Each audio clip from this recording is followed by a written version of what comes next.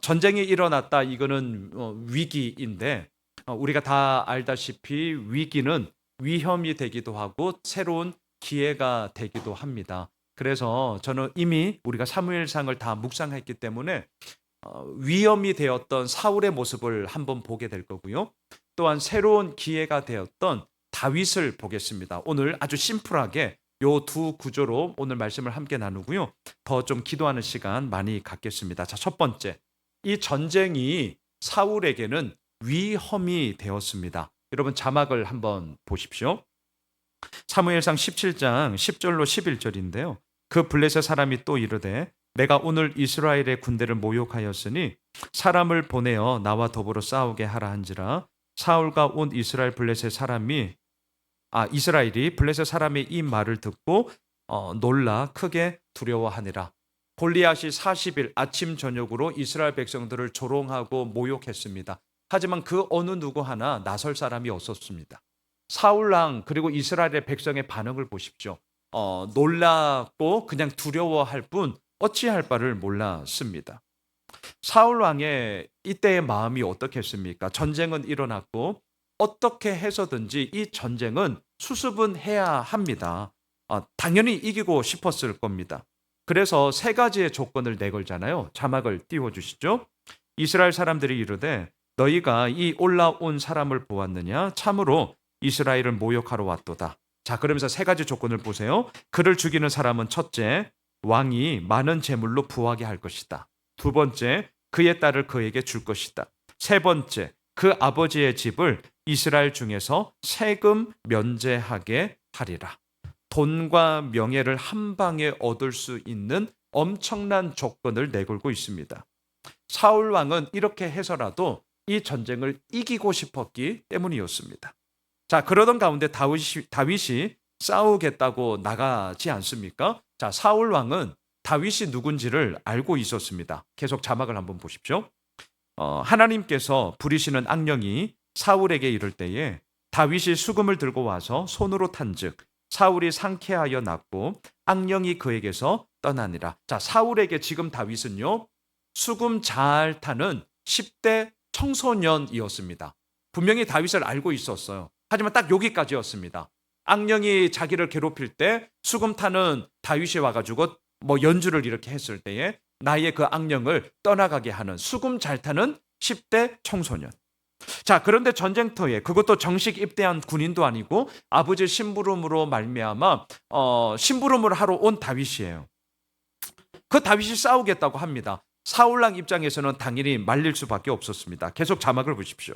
사울이 다윗에게 이르되 네가 가서 저 블레셋 사람과 싸울 수 없으리니 너는 소년이요 골리앗 그는 어려서부터 용사다. 자, 이 전쟁은 아주 특별한 전쟁이었습니다. 각 나라를 대표하는 장군 1대1의 싸움을 통해서 다 싸울 것 없고 우리 1대1로 맞짱 떠서 이기는 사람이 이 전쟁을 이기는 걸로 하자. 아주 고대 근동에 흔하게 있었던 전쟁 양식이었습니다. 누가 봐도 다윗은 골리앗과 상대가 되지 않습니다. 보냈다가는 전쟁의 실패만이 아니라 남의 귀한 자식, 수금 잘 타는 어린 친구를 그냥 잃었다라는 이 여론으로 인하여서 사울은 아주 궁지에 몰리게 될 것입니다. 고민하게 되죠. 그런데 다윗이 자꾸 나가겠다고 하는 거예요. 자, 양을 치면서 사자와 곰도 물리쳤는데 하나님의 군대를 모욕하는 저 블레셋 사람을 내가 못 이길 이유가 뭐가 있겠느냐. 바로 이거였죠. 나가겠다고 합니다. 계속 나가겠다고 해요. 자, 사울 왕의 입장에서는 고민이 분명히 되었을 것입니다. 더 이상 이 전쟁을 끌고 갈 수는 없습니다. 무려 지금 40일 동안 아침 저녁으로 이 모욕을 들으면서도 그 어느 누구 하나 나가지 않았기 때문이죠. 근데 이런 상황에서 다윗이 나가겠다고 해요. 고민이 되지만 결국 어떻게 하느냐. 아무것도 안 하고 지는 것보다는 그래도 뭔가를 하고 졌다. 그러면 소위 젖잘싸가 되잖아요. 다음을 기약할 수 있는 명분을 잡을 수 있단 말이죠. 졌지만 잘 싸웠다. 자, 아무것도 안 하고 지는 것보다는 뭔가를 하고 지는 것이 다음 스텝에 있어서 뭔가를 딛고 이뤄갈 수 있는 좋은 명분이 된단 말이죠. 끝내 좋아. 골리앗과 싸움에 이제 나가게 허락을 하죠. 자, 그 어간의 모든 일들은 여러분들이 알기 때문에 이제 좀 스킵을 하고요. 자, 다윗이 이제 골리앗을 쓰러뜨렸습니다. 이겼습니다. 전쟁에서 승리했습니다. 모든 사람들의 시선이 다윗에게 집중될 수밖에 없습니다. 이건 당연한 거예요. 그런데 자, 오늘 지금 첫 번째 포인트. 이 전쟁을 이겼음에도 불구하고 사울 왕에게는 새로운 기회가 아니라 무너지는 위험이 된 이유가 이제 여기에 있는 거죠. 우리가 그저께 묵상했습니다. 백성들은 말했습니다. 사울은 천천히요, 다윗은 만만히로다. 이해돼요. 비교 대상을 내가 그 비교 대상인데 밑에 있고 상대방이 내 위에 있습니다. 불쾌하죠. 기분 나쁜 건 이건 정말 당연한 겁니다. 그 어느 누구도 기분 나쁠 거예요.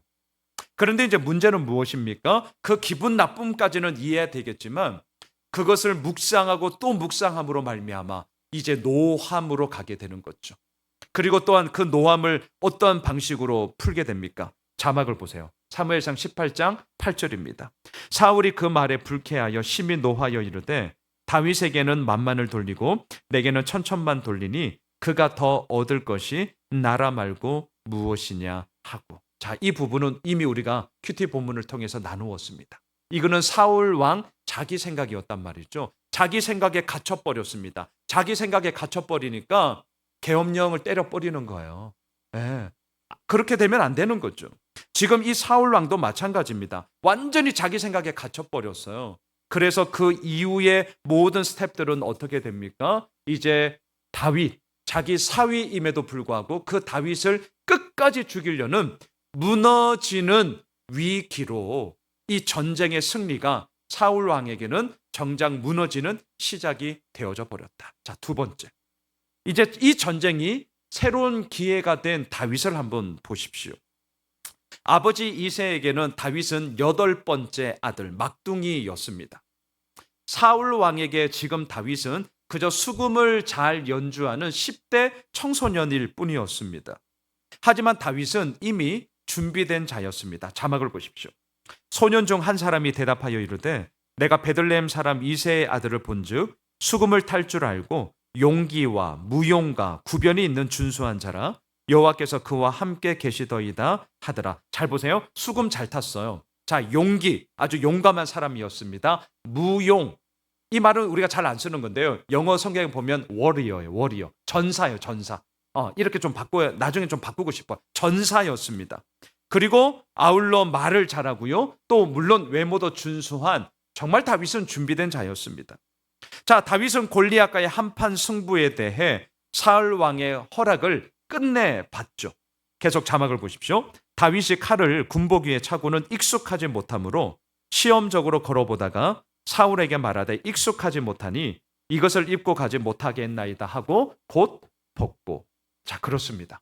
사울 왕은 어쩌면 마지막이 될지도 모르는 이 10대 청소년 다윗이 골리앗과 싸우겠다고 하니 자신의 군복, 자신의 투구, 자신의 갑옷, 자신의 칼을 채워줬습니다. 하지만 당연히 맞지 않죠. 어떻게 합니까? 이것을 다 벗어버리고 그동안 자신이 익숙하게 했던 것을 갖고 나아가게 됩니다. 계속 자막을 보십시오.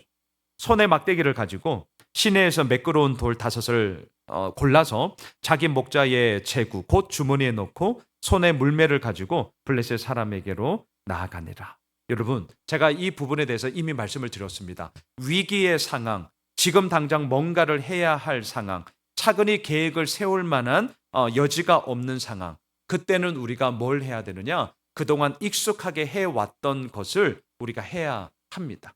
예, 워낙 위기이고 뭔가 새로운 것을 모색할 수 없는 아주 급박한 상황에서는 우리가 해왔던 것을 하면 되는 거죠. 다윗이 그것을 우리들에게 보여주고 있습니다.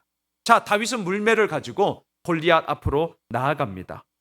이렇게 할 수 있었던 근본적인 이유가 뭐냐? 이제 오늘 마지막 말씀 이거 읽고 마치겠습니다. 우리 이것은 함께 읽고 우리 마무리하시죠. 같이 읽겠습니다. 또 여호와의 구원하심이 칼과 창에 있지 아니함을 이 무리에게 알게 하리라. 전쟁은 여호와께 속한 것인즉 그가 너희를 우리 손에 넘기시리라. 그렇습니다. 오늘 이 저녁 우리가 이곳에 모여서 예배하는 이유도 이것 때문입니다.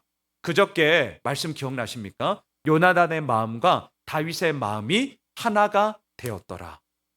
정말 따뜻한 이야기고요. 우리 교회도, 우리 가정도, 그리고 더 나아가 이 나라도 이 궁극적인 방향을 향해서 분명히 우리 나아가야 합니다. 근데 문제는 무엇입니까? 그 마음과 하나가 된다. 이것에 대해서는 다 동의가 되지만 그 마음이 무슨 마음이냐? 정말 정치적으로 이런저런 많은 이야기할 수 있습니다.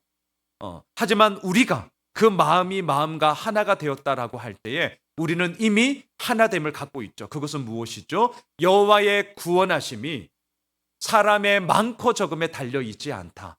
요나단의 마음의 출발점이었습니다. 다윗의 마음의 출발점 다들 아시잖아요. 방금 읽었던 이 구절 있죠. 하나님의 구원하심이 인간의 칼과 창에 달려있는 것이 아니라 그 모든 것은 하나님의 손안에 달려있다. 전쟁은 여호와께 속한 것이다. 그 마음과 마음이 하나가 되어 나아가게 될 때 하나님의 역사는 이 이스라엘 가운데 이루어졌음을 우리는 분명히 보게 됩니다. 사랑하는 예수 오미실 가족 여러분, 오늘 이 시간 우리 나라를 위해 기도하고자 합니다. 다른 이유 없습니다. 이 당이다 저 당이다. 교회는요, 그 모든 것들을 다 아울러 가야 합니다. 제가 알기로는 우리 교회 다양합니다. 그래서 저는 너무 좋습니다.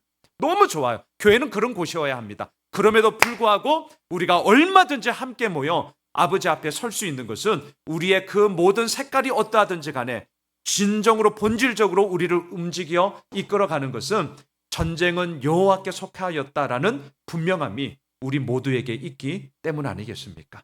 우리 이 시간 주의 은혜를 구하며 우리 아버지 앞에 나아갈 때에 하나님의 놀라운 은혜와 능력이 우리를 인도하시고 이 나라를 이끌어 가 주시옵소서. 우리 이러한 마음으로요, 다시 한번 찬양하고 우리 주님 앞에 기도하는 시간 갖겠습니다.